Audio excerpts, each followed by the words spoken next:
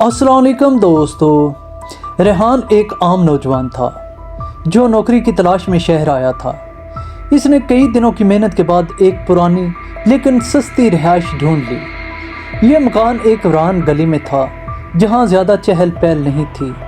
मालिक मकान ने किराया कम करने की वजह से सिर्फ यही बात बताई कि यहाँ लोग ज़्यादा देर नहीं टिकते। रेहान ने इस बात को नज़रअंदाज किया क्योंकि वो ऐसी तोहमात पर यकीन नहीं रखता था।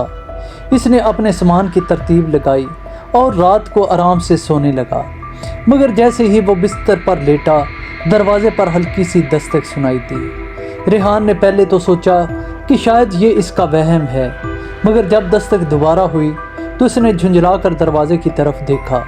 वक़्त देखा, रात के ठीक 3 बज रहे थे। वो दरवाजे के करीब आया और अंदर से पूछा, कौन है?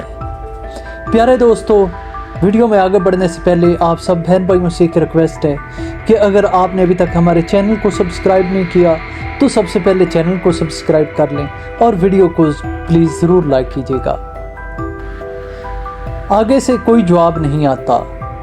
रेहान ने दरवाजे का दरज से बाहर झांकने की कोशिश की, मगर बाहर कुछ नज़र नहीं आया। गली सुनसान थी। इसने दरवाज़ा खोलकर बाहर देखा, कोई भी नहीं था। वो हैरान हुआ, मगर ज़्यादा सोचे बगैर फिर वापस बिस्तर पर लेट गया। लेकिन जैसे ही वो आंखें बंद करने लगा, दरवाजे के पीछे से सरगोशियों की आवाज़ें आने लगीं। अब रेहान का दिल तेज़ी से धड़कने लगा। इसने दरवाजे पर हाथ रखा, लेकिन अंदर से एक सर्द लहर इसकी उंगलियों से गुजर गई। ऐसा लगा जैसे कोई दरवाजे की दूसरी तरफ खड़ा हुआ मगर नज़र ना आए। अगली रात वो फिर से ज़्यादा मुहतात था। इसने दरवाजे पर एक कील लगाया ताकि अगर कोई आकर इसे खोलने की कोशिश करे तो आवाज़ आए, मगर 3 बजे फिर वही दस्तक हुई और हैरत अंगेज़ तौर पर कील अपनी जगह से हट चुकी थी, जैसे किसी ने दरवाज़ा धीरे से खोला हो। रेहान के रोंगटे खड़े हो गए। इसने दरवाज़ा ज़ोर से बंद कर दिया और एक मोटी लकड़ी इसके आगे रख दी, मगर इस बार दरवाजे की दरज से सुर्ख चमकती हुई आंखें झांक रही थीं। अगले दिन रेहान ने मोहल्ले के एक बुज़ुर्ग शख्स से इस मकान के बारे में पूछा।